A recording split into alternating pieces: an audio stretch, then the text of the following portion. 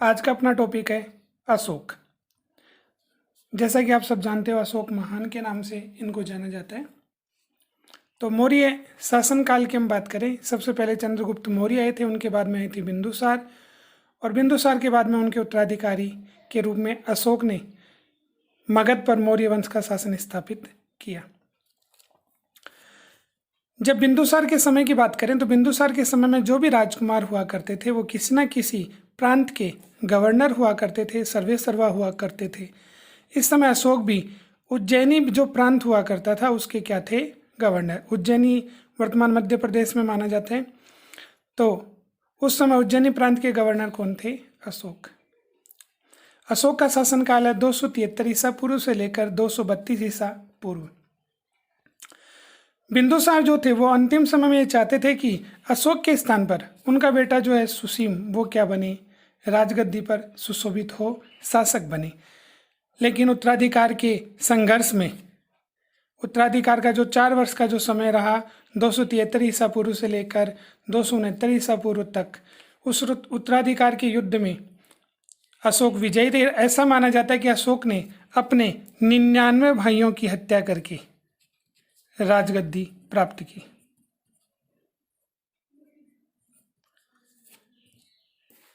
अब अशोक के कुछ नाम या उपाधियों की हम बात करें तो देखो, देव नाम प्रिय या देव नाम पिय या देव नाम पिय दस्सी, ये जो नाम मिलता है वो अभिलेखों में मिलता है। किसका? अशोक का। कि अशोक को देव नाम पिय या देव नाम पिय दस्सी, ये किस में मिलता है? अभिलेख में। अशोक को अशोक के नाम से कौन से अभिलेखों में जाना जाता है? तो मास्की और गुर्जरा।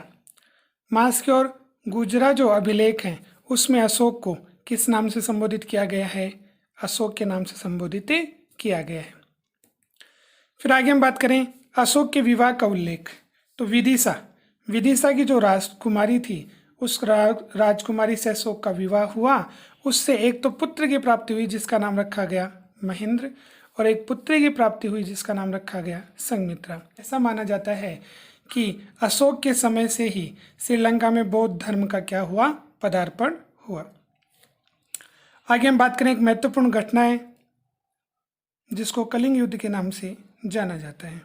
ये जो कलिंग युद्ध है ये राज्याभिषेक के 8वें वर्ष, कहने का मतलब 261 ईसा पूर्व में हुआ। तो कलिंग का जो युद्ध हुआ, राज्याभिषेक किसका? अशोक का। तो अशोक की बात करें तो देखो, हमने यहाँ पर बात की थी 273 ईसा पूर्व से लेकर 269 ईसा पूर्व के मध्य 4 सालों में अशोक और उसके भाइयों में उत्तराधिकार का संघर्ष चला, और इस उत्तराधिकार के संघर्ष में सफल कौन रहा? अशोक रहा। तो 269 ईसा पूर्व में राजगद्दी प्राप्त की किसने? अशोक ने। तो इसमें से हम कितना कम करेंगे? 8 वर्ष। तो 8 साल बाद में, तो राज्याभिषेक के कितने वर्ष बाद में? 8 वर्ष बाद में, तो 261 ईसा पूर्व में एक महत्वपूर्ण लड़ाई अशोक ने लड़ी जिसका नाम था कलिंग युद्ध।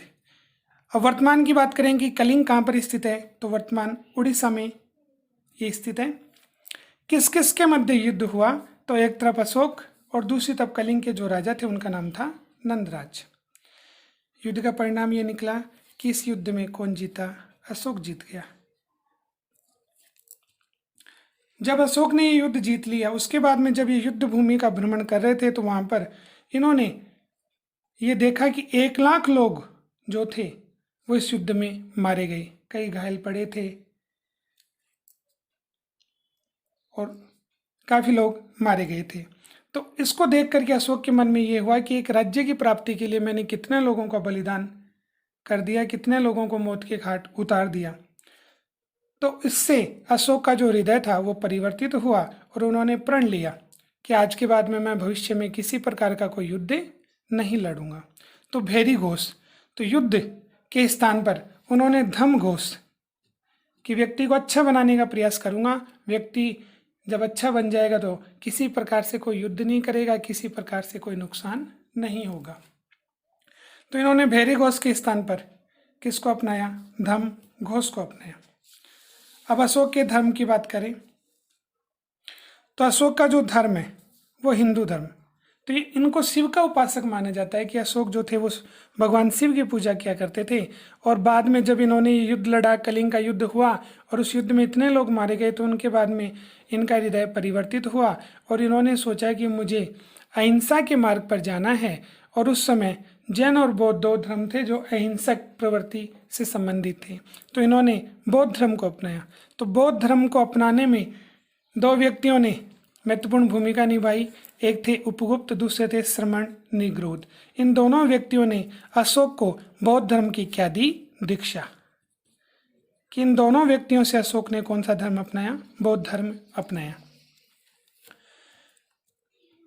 आगे हम चलते हैं, गुहाओं का निर्माण। कि गुफाओं का निर्माण किया किसने? अशोक ने। और अशोक ने कितनी गुफाओं का निर्माण किया? 4। तो अशोक ने 4 गुफाओं का निर्माण किया। एक थी सुदामा, तो ये गुफा के नाम है सुदामा, कर्ण, विश्व झोंपड़ी और चापार।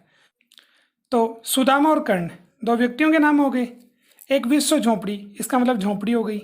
तो सुदामा और कर्ण जो हैं वो झोंपड़ी में क्या खेल रहे हैं? चापार। तो इस आधार पर आप इसको अच्छे से याद रख सकते हो कि सुदामा और कर्ण जो हैं वो झोंपड़ी में क्या खेल रहे हैं? चापार। तो 4 गुहाओं का निर्माण किया किसने? अशोक ने। तो अशोक ने आगे बौद्ध धर्म के प्रचार प्रसार के लिए यात्राएं की, तो वो अशोक की यात्राएं कहलाई। सबसे पहले हम बात करते हैं बोध गया। तो राज्याभिषेक के कौन से वर्ष? 10वें वर्ष। कि राज्याभिषेक के 10वें वर्ष अशोक ने कहाँ की यात्रा की? बोध गया की यात्रा की। ये जो बोध गया था ये वर्तमान बिहार का क्षेत्र माना जाता है। फिर अगली इनकी यात्रा लुम्बिनी की मानी जाती है। कि लुम्बिनी जो है वो कपिलवस्तु, और कपिलवस्तु का मतलब वर्तमान नेपाल। कि लुम्बिनी में इन्होंने राज्याभिषेक के कौन से वर्ष? 20वें वर्ष यात्रा की। जब इन्होंने लुम्बिनी की यात्रा की तो इन्होंने वहां पर क्या किया कि जनता से जो कर लिया जाता था, जनता जो भूमि कर देती थी, वो भूमि कर कुल जो हिस्सा है उसका 6वां भाग दिया करती थी। कुल का कौन सा भाग? 6वां भाग। जितना उत्पादन होता था उसका 6वां हिस्सा अशोक को देना पड़ता था। तो ये जो भूमि कर था इसको उन्होंने कम कर दिया, तो 1/6 से घटा करके कितना कर दिया? 1/8। कि पहले 6वां हिस्सा देना पड़ता था, अब कौन सा हिस्सा देना पड़ रहा था? 8वां हिस्सा। अब ये जो उल्लेख है कि राज्याभिषेक के 20वें वर्ष जब अशोक ने लुम्बिनी की यात्रा की, इसका उल्लेख हमें कौन सा अभिलेख में मिलता है? रूमनदेही अभिलेख, जो कि अशोक की लुम्बिनी यात्रा से संबंधित है। उसके बाद में आगे हम बात करें तो देखो बुद्ध शाक्य कि अशोक जो है उसने स्वयं को क्या कहा? बुद्ध शाक्य कहा। अभिषेक से संबंधित लघु शिलालेख लिखा गया और उस लघु शिलालेख में अशोक ने स्वयं को क्या कहा? बुद्ध शाक्य कहा।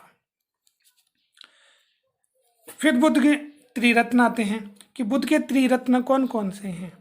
तो देखो बुद्ध के जो त्रिरत्न है उसमें बुद्ध, धम्म और संघ। आप ये भी सुनते हो बुद्धम शरणम गच्छामि, धम्मम शरणम गच्छामि, संघम शरणम गच्छामि। तो बुद्ध, धम्म और संघ ये जो हैं तीनों, ये बुद्ध के त्रिरत्न हैं। और इन त्रिरत्नों का उल्लेख हमें कौन से शिलालेख से मिलता है? तो आप इसको भब्रू बोल सकते हो या भाब्रू शिलालेख बोल सकते हो। यह हमें बैराट से प्राप्त हुआ। तो बैराट से जो हमें शिलालेख प्राप्त हुआ या विराटनगर से हमें जो शिलालेख प्राप्त हुआ वो भब्रू शिलालेख है, और उससे बुद्ध के त्रिरत्न का क्या मिलता है? हमें उल्लेख मिलता है। अब देखो धम्म की बात करते हैं कि अशोक ने जब युद्ध करना छोड़ दिया तो उसने प्रजा को अच्छा बनाने का प्रयास किया और उसी को धम्म कहा गया। कि अशोक ने मनुष्य की नैतिक उन्नति, नैतिक बोलते हैं अच्छी बातों को अपनाना, आचरण को शुद्ध बनाना। तो नैतिक उन्नति के जो भी आदर्श थे उनको अशोक के माध्यम से प्रतिपादित किया गया और उसी को क्या कहा गया? धम्म। कि व्यक्ति में अच्छे सद्गुणों का निर्माण हो। तो अच्छे सद्गुणों का निर्माण हो इसके लिए अशोक ने जो आदर्श प्रतिपादित किए, प्रस्तुत किए, उसी को क्या कहा गया? धम्म कहा गया। जैसे अच्छी अच्छी बातें देखो, पाप कर्म से निवृत्ति, कि व्यक्ति जो है वो पाप के कार्य को छोड़ दे, पाप करना छोड़ दे। माता पिता का सम्मान करें, माता पिता की आज्ञा का बात माने, गुरु के प्रति आदर के भाव रखें, प्राणी मात्र के प्रति दया के भाव रखें, ब्राह्मणों को दान दें। ठीक है, तो ये सभी प्रकार की अच्छी अच्छी जो बातें थी, इनको अपनाने पर किसने जोर दिया? अशोक ने जोर दिया, और उसी को क्या कहा गया? धम्म कहा गया। चलो अब अशोक की बात करें तो अशोक ने देखो धम्म की जो परिभाषा है, अशोक ने जो धम्म के बारे में बताया उसकी जो परिभाषा है वो दूसरे और सातवें स्तंभ लेख में अशोक ने इसका उल्लेख किया कि धम्म को परिभाषित करने का कार्य जो अशोक ने जो स्तंभ लेख लिखे उसमें से दूसरा और सातवां जो स्तंभ लेख जो थे उसमें किसका उल्लेख है? धम्म का उल्लेख है। धम्म यात्रा की बात करें तो देखो धम्म यात्रा कि व्यक्ति को अच्छा बनाना, नैतिकता का निर्माण करना है, तो सबसे पहले हम बात करें विहार यात्राएं। विहार यात्रा से अभिप्राय कि पहले राजा महाराजा जो हुआ करते थे वो समय समय पर शिकार के लिए जाया करते थे और पशु का क्या करते थे? शिकार करते थे। तो उस शिकार करने वाला जो सिस्टम था, व्यवस्था थी, उसको बोलते थे विहार यात्राएं। अब अशोक ने क्या किया कि बौद्ध धर्म को अपना लिया, और बौद्ध धर्म में आपको पता है कि हिंसा नहीं की जाती, तो इन्होंने इस विहार यात्रा के स्थान पर धम्म यात्रा की क्या की? शुरुआत की। और धम्म यात्रा में क्या हुआ करता था कि बौद्ध स्थान कि बुद्ध ने जहाँ जहाँ जिन स्थानों का उन्होंने भ्रमण किया उन स्थानों की यात्रा करना और ब्राह्मणों को दान देना, ये इस धम्म यात्रा में किया जाता था। अनुसंधान की बात करें, अनुसंधान जांच को भी बोलते हैं, खोज को भी बोलते हैं। तो देखो धम्म से संबंधित ही बात हो रही है कि अनुसंधान कि प्रादेशिकों, राज्युकों और युक्तकों, ये तीन पदाधिकारी हुआ करते थे, प्रादेशिक, राज्युक और युक्तक। तो प्रादेशिकों, राज्युकों और युक्तकों, इन तीनों पदाधिकारियों को अशोक जो थे वो हर 5 साल के बाद में किसके प्रचार प्रसार के लिए भेजते थे? धर्म के प्रचार प्रसार के लिए भेजते थे, और उसी को क्या कहा जाता था? अनुसंधान कहा जाता था। उसके बाद में हम बात करें धम्म महामात्र। तो ये जो धम्म महामात्र थे, इनकी जो नियुक्ति थी कि इनको अशोक ने कब चुना? तो राज्याभिषेक अशोक का हुआ था उसके 13वें वर्ष के बाद में। तो राज्याभिषेक के कितने वर्ष के बाद में? 13वें वर्ष के बाद में अशोक ने कुछ पदाधिकारियों की नियुक्ति की और उन्हें क्या कहा गया? धम्म महामात्र। जो इनका नाम है वही इनका काम है। तो ये जो धम्म महामात्र हुआ करते थे उनका मुख्य कार्य कि जनता में धम्म का क्या करना था? प्रचार प्रसार करना था। अब अभिलेख की बात करें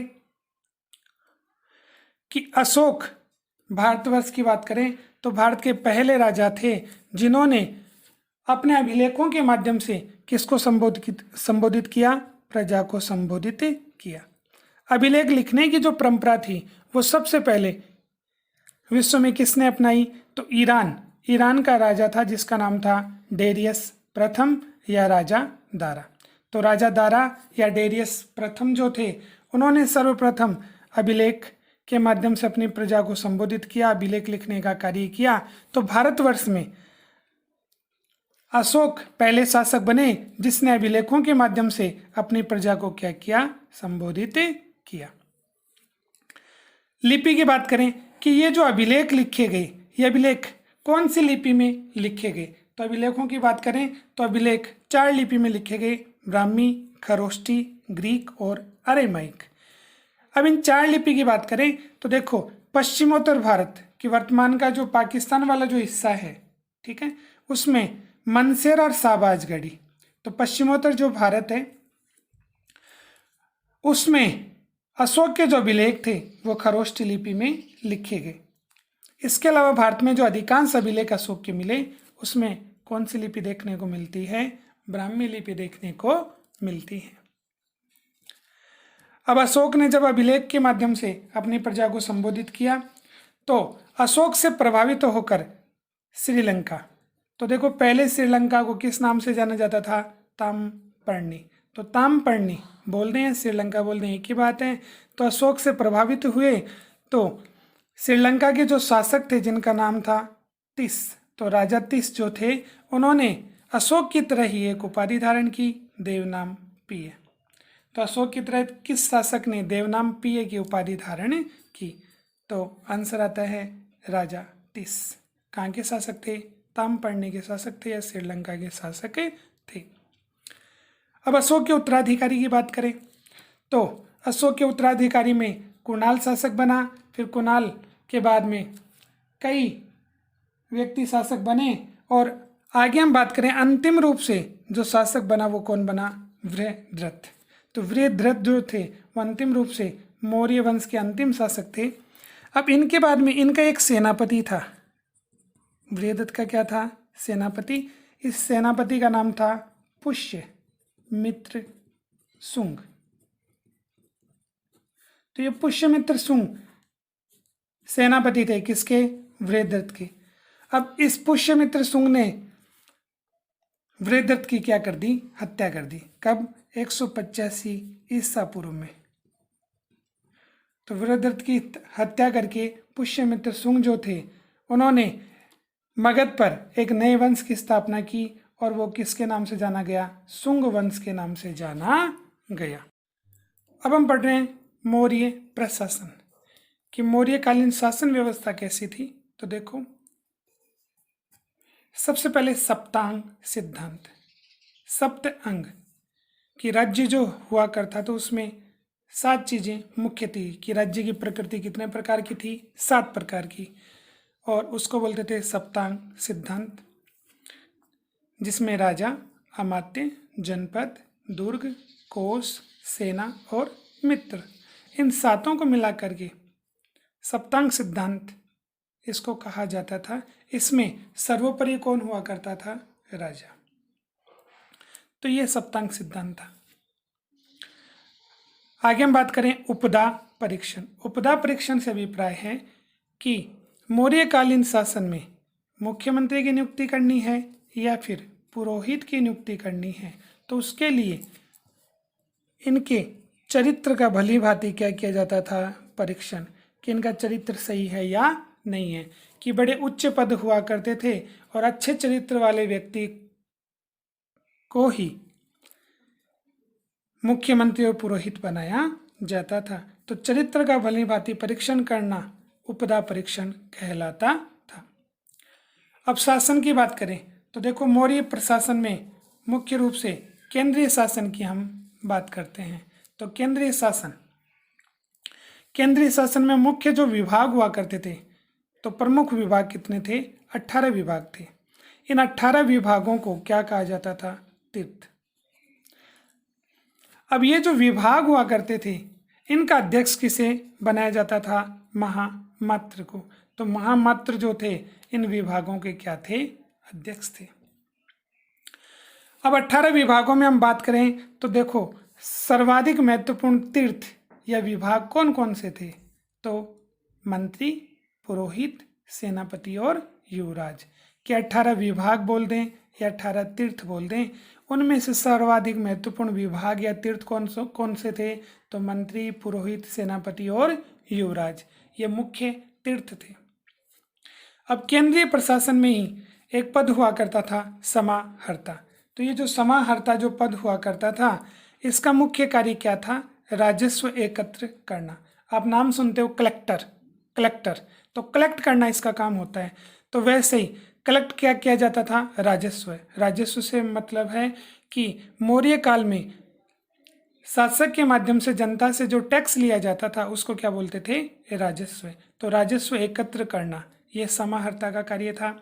आय व्यय का ब्यौरा रखना कि राज्य को कितनी तो इनकम हो रही है, राज्य कितना पैसा जनता की भलाई के लिए खर्च कर रहा है, उसका पूरा रिकॉर्ड रखना, और समय समय पर बजट तैयार करना।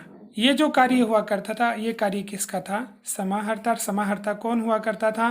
तो केंद्रीय प्रशासन में एक पदाधिकारी हुआ करता था जिसको क्या कहते थे? समाहर्ता। ऐसे ही समाहर्ता की तरह एक व्यक्ति हुआ करता था जिसको बोलते थे सन्निधाता।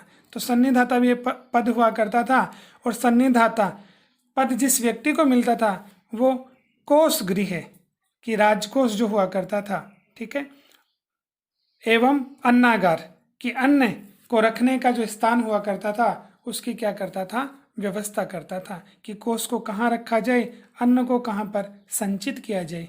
ये कार्य कौन करता था, सन्निधाता करता था। अब 18 तो मुख्य विभाग थे। इसके अलावा अर्थशास्त्र किसने लिखा, कौटिल्य ने लिखा। तो कौटिल्य की जो रचना है उसका नाम है अर्थशास्त्र। उसमें 26 विभागों का भी उल्लेख है। तो 26 विभाग उनका भी उल्लेख है, और उसके अध्यक्ष कौन हुआ करते थे। तो देखो, कृषि है ये विभाग है, व्यापार है ये विभाग है, वन है ये विभाग है। अब इनके अध्यक्ष देखो, सीता अध्यक्ष, पणियाध्यक्ष, आटविक। तो ऐसे अर्थशास्त्र में कितने विभागों का उल्लेख है, 26 विभागों का उल्लेख है। तो केंद्रीय प्रशासन हमने देखा, उसमें 18 विभाग थे। समाहर्ता का उल्लेख दे रखा था, सन्निधाता का उल्लेख दे रखा था। आगे हम बात करें प्रांतीय प्रशासन। प्रांतीय प्रशासन की बात करें तो देखो, मौर्यकालीन जो प्रांत थे, राज्य थे, वो कितने भागों में बटे हुए थे, 5। कि मौर्यकालीन जो शासन था वो 5 प्रांतों में बटा हुआ था। इनमें से सबसे पहले हम बात करें उत्तरापथ। तो उत्तरापथ एक प्रांत हो गया, दूसरा प्रांत हो गया मध्य देश, तीसरा प्रांत हो गया दक्षिणापथ, चौथा प्रांत हो गया अवंती, पांचवा प्रांत हो गया कलिंग।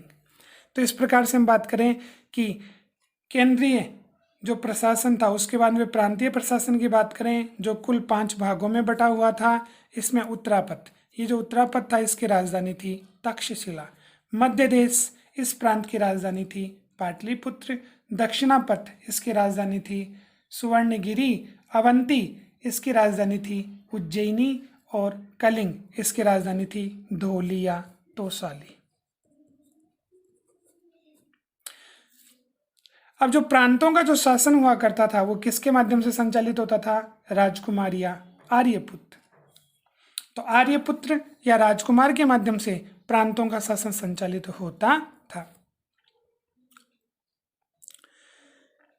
अब देखो, अगर हम बात करें केंद्र की, केंद्र बटा होता था प्रांतों में, प्रांत बटे होते थे मंडल में, मंडल बटा होता था विषय में। इस विषय को हम जिला भी बोल सकते हैं। और ये जो विषय बटे हुए होते थे वो गांवों में, ठीक है, तो 10 गांवों में बटे होते थे। और ये जो 10 गांवों का जो समूह था वो आगे जा कर के ग्राम में बटा हुआ करता था। तो प्रांतीय प्रशासन को मुख्य रूप से 5-6 भागों में बांटा गया। तो केंद्र का तो जो शासन सम्राट के माध्यम से संचालित हुआ करता था, प्रांत में सर्वोपरि जो अधिकारी हुआ करता था वो सम्राट का बेटा या राजकुमार या आर्यपुत्र उसको कहते हैं। इसके बाद में प्रांत से आगे वाली जो छोटी इकाई है उसको मंडल बोलते हैं। वर्तमान में मंडल को हम क्या बोल देते हैं, संभाग। तो ये प्रांत से छोटी इकाई मंडल या संभाग, इसका जो अधिकारी हुआ करता था वो था प्रदेष्टा या प्रादेशिक। इसके बाद में मंडल बटा हुआ होता था विषय में। तो मंडल किस में बटा हुआ होता था, विषय में। इसको आप क्या बोल सकते हैं, जिला। तो मंडल बटा हुआ होता था विषय में, और इसका जो सर्वोपरि अधिकारी हुआ करता था उसको बोलते थे स्थानिक या विषयपति। विषय से छोटी इकाई थी 10 गांवों का समूह, इसको गोप बोला जाता था।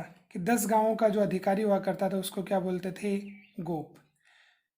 ये जो 10 गांव थे इससे छोटी इकाई कौन सी थी, ग्राम। तो ग्राम का जो सर्वोपरि अधिकारी हुआ करता था उसको क्या बोलते थे, ग्रामणी। आगे हम बात करते हैं नगर प्रशासन की। तो नगर का जो प्रशासन था मुख्य रूप से कितनी समितियों में बटा हुआ था, 6 समितियों में बटा हुआ होता था। तो ये जो 6 समितियां थी, एक समिति में कितने व्यक्ति हुआ करते थे, 5।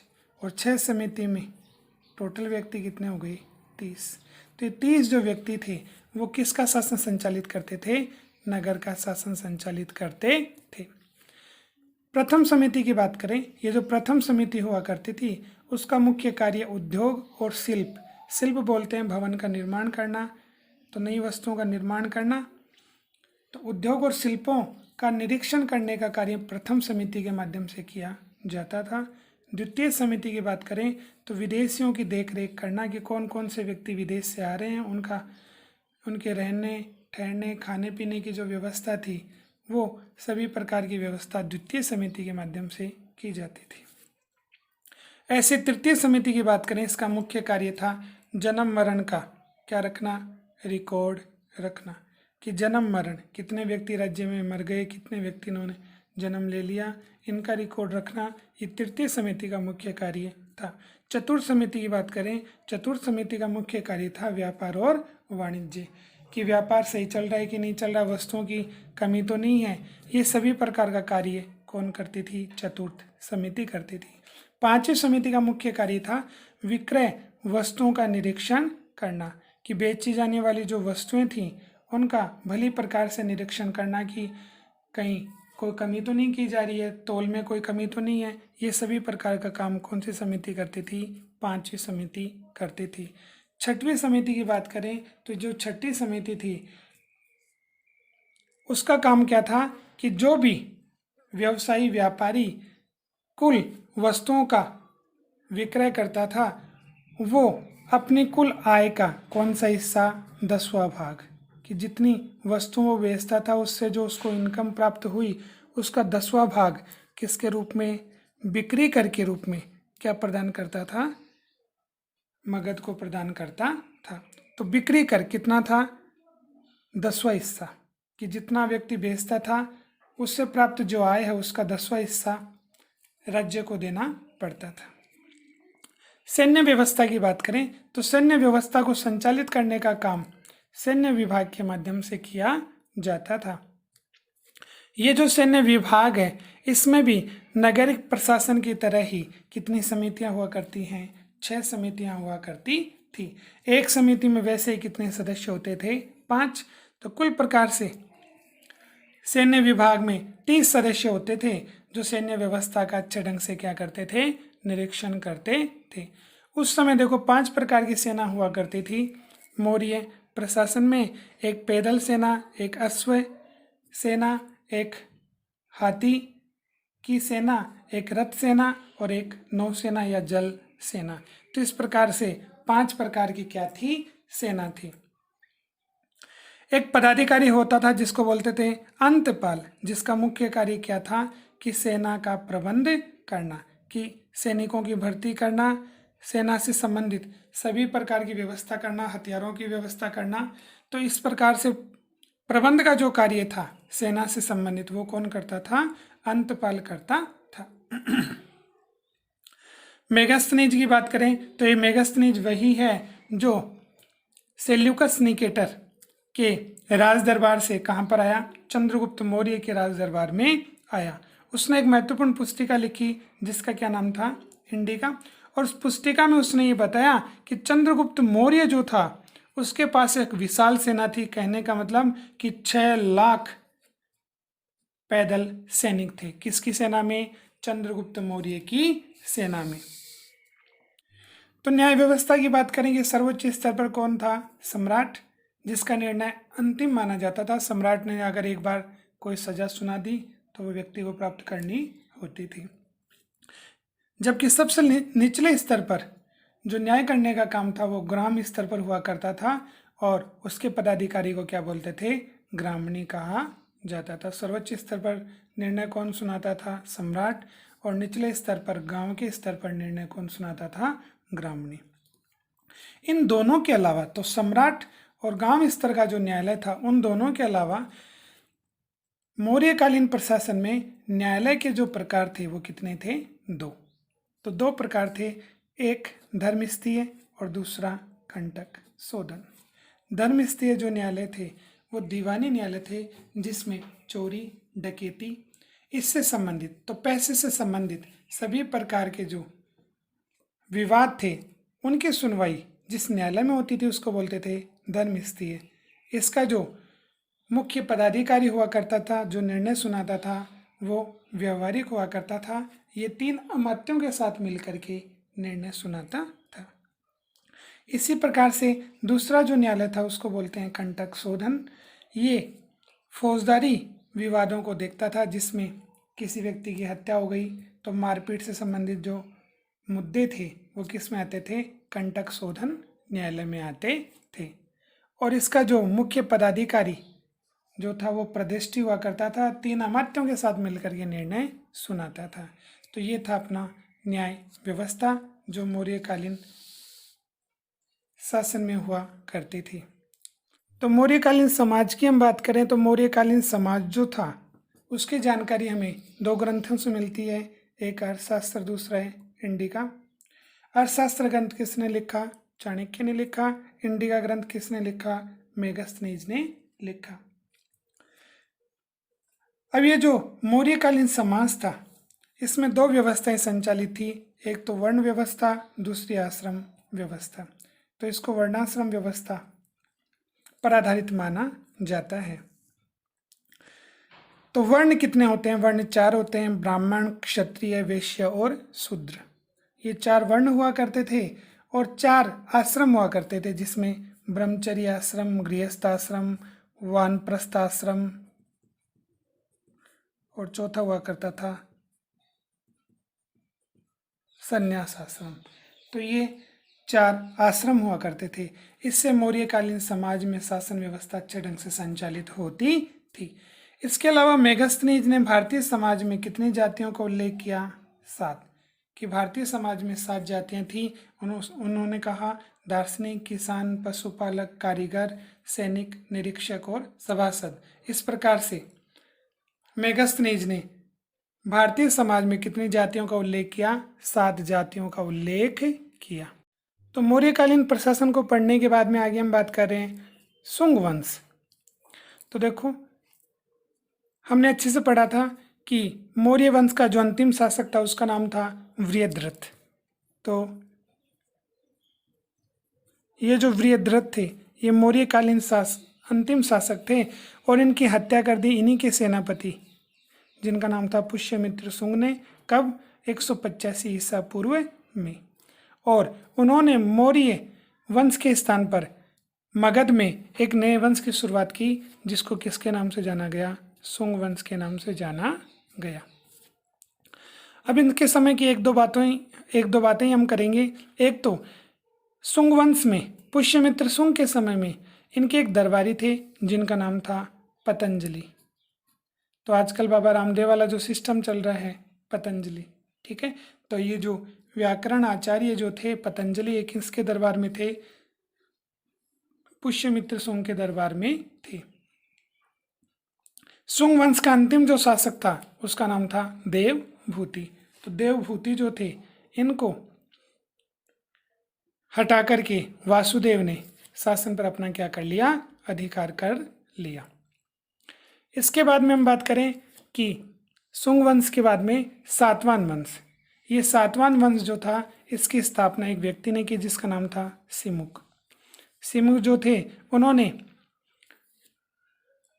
वर्तमान जो आंध्र प्रदेश है उसके स्थान पर लगभग 60 ईसा पूर्व में एक वंश की स्थापना की जिसका नाम था सातवाहन वंश। इसका अन्य जो नाम था उसका नाम था आंध्र वंश। तो सातवाहन वंश की स्थापना लगभग 60 ईसा पूर्व में किसने की? सिमुक ने की। इस सातवाहन वंश का सबसे प्रतापी जो शासक था उसका नाम था गौतमीपुत्र सातकर्णी। सातवाहन वंश के जितने भी शासक थे वो कौन से धर्म को मानने वाले थे? हिंदू धर्म को मानने वाले थे। तो हिंदू धर्म का प्रचार प्रसार सातवाहन वंश के शासकों ने किया। इनके समय में एक प्रथा चली जिसको बोला जाता था अग्रहार। अग्रहार का मतलब होता है अनुदान। कि सातवाहन वंश के शासकों ने क्या किया? ब्राह्मणों को भूमि जो था तो ब्राह्मणों को भूमि देते थे, किसके रूप में? दान के रूप में या अनुदान के रूप में। और उसी व्यवस्था को क्या कहा गया? अग्रहार कहा गया। तो कार्ले का प्रसिद्ध जो चैत्य था वो किसने बनवाया? सातवाहन वंश के शासकों ने।